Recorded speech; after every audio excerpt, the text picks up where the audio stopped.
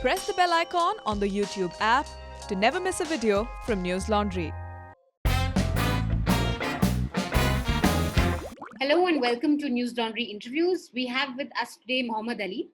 He's a journalist. He's worked with NDTV I think you've interned with NDTV, right? Intern with NDTV and then mostly you with were the Hindu. You've been with the Hindu from 2012 to 2018, so that's your longest stint. You were a staff reporter with them. I also worked with, I started my career with this small niche website called twocircles.net. Yeah. Twocircles.net. I still read a bunch of stories from them. Your last full-time journalistic occupation was with the Hindu. And then after 2018, you left for Colombia, right? To study? Right. And now you're based in New York. And we're talking to you because of a recent long investigative piece that you've written for Wired. It's called The Rise of a Hindu Vigilante in the Age of WhatsApp and Modi. It tracks the life of, it's a lot of things, but essentially it tracks the life of this one Bajrang activist, Vivek Premi, who shot to fame in 2015 for beating up a Muslim man on suspicion of cow slaughter. And you've kind of traced his rise from 2015 to today. You've spent about a year investigating the story, so we're going to jump right into the story. So what was it about this guy or this situation that stuck with you for you to follow it as an investigative report? Well, I think it was sheer, the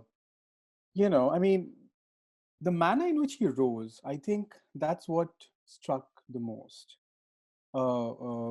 If you look at the Bajrang cadre in UP, there are many people who are not ideologically that sincere. There are many people who are like a wheeler dealers. I know many Bajrang activists who run, or at least used to run, beef industry as well. A meat industry. This guy is not one of them. If you look at his rise, he rose from his family is from RSS, semi-RSS background.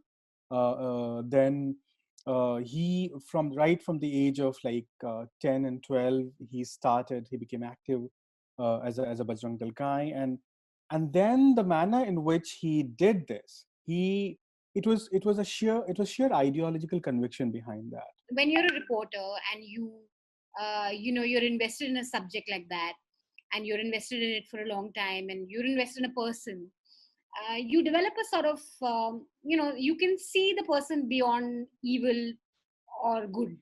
And sometimes there's also empathy for what they're doing. If not empathy, there's a kind of, I know where you're coming from.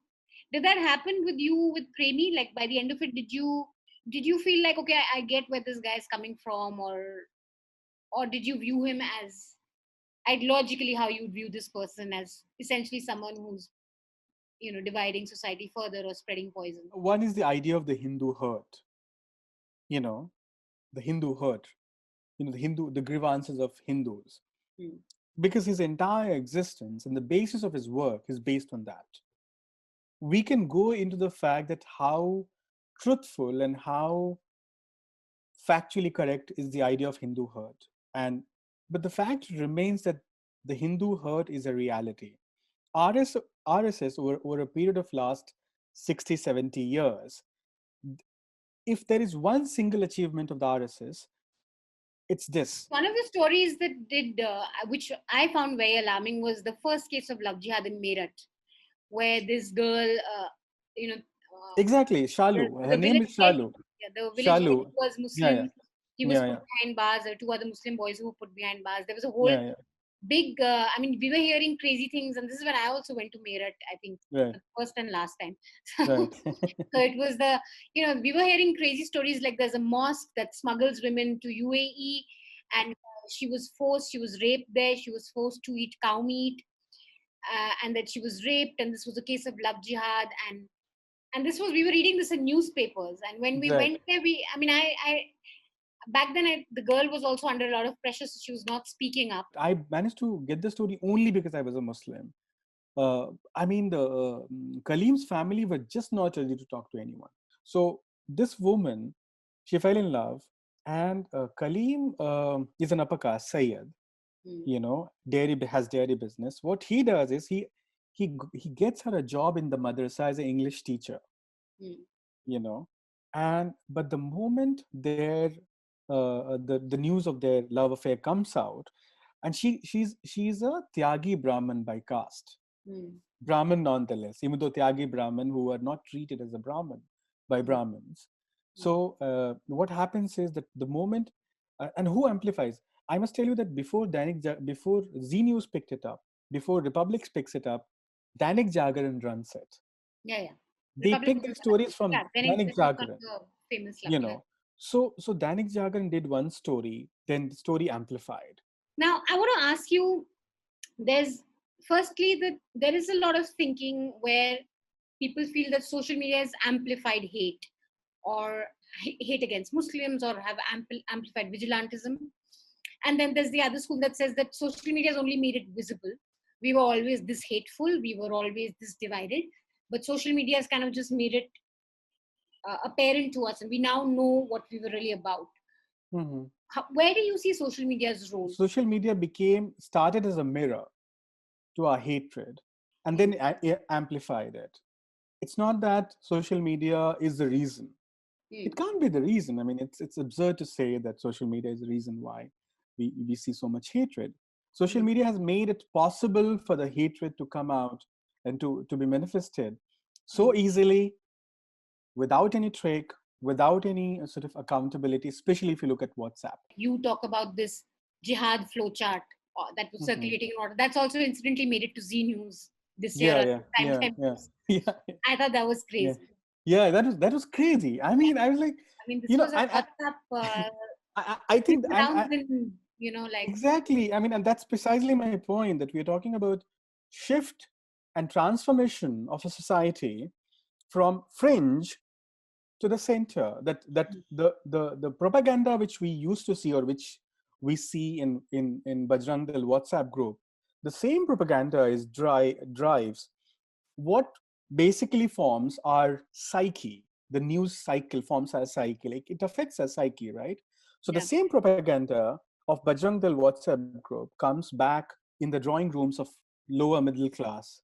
I mean, it's shocking. I still remember I used to, while studying at Delhi University, I used to live in one small apartment in Munirka, and there was this guy called Tripathi ji, and he look me with suspicious eyes, and he will come in my room and he'll talk about how Hindus and Muslims are different.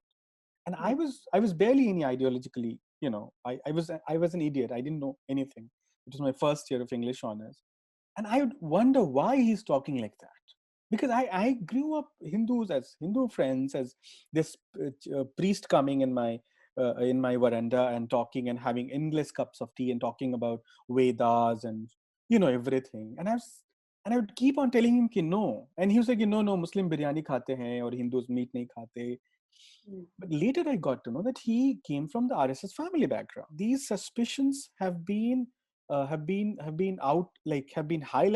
and have been actually, have been festered because of Hindi newspapers. In every edition there will be three kinds of stories, which will be like, there has to be three stories.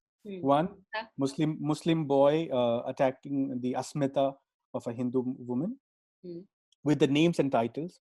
Muslim as a cow slaughterers, Muslims as Eve teasers, Muslims as attacking Muslims, or and there this fight over loudspeaker, or of a mosque or a temple, So the projection of a Muslim as someone who cannot be trusted, as someone who is anti-Hindu, as someone who is not a nationalist, and someone who is backward, and typical stories of Muslim, marrying 4 times, and Muslim having 12 kids, fake stories like that, you'll find that.